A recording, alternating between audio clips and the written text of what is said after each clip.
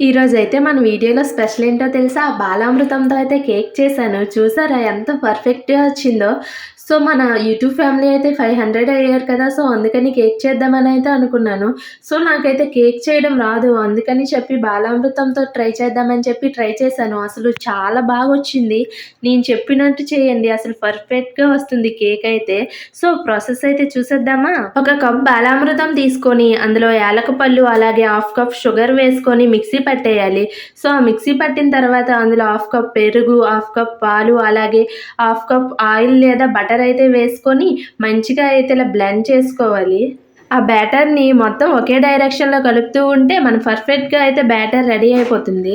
So, మనం ఏ గిన్నెలో అయితే వేయాలనుకుంటున్నామో ఆ గిన్నెకి నెయ్యి లేదా బటర్ పూసుకొని గోధుమ పిండి లేక మైదా పిండి వేసుకొని అందులో అయితే ఆ బ్యాటర్‌ని అయితే వేసేయాలి. ఈ బ్యాటర్‌లో అయితే నేను బాదం అయితే వేశాను. మీకు నచ్చిన డ్రై ఫ్రూట్స్ కూడా వేసుకోవచ్చు. సో, ఆ గిన్నెనైతే ఒక 2 టైమ్స్ అయితే ట్యాప్ చేయాలి.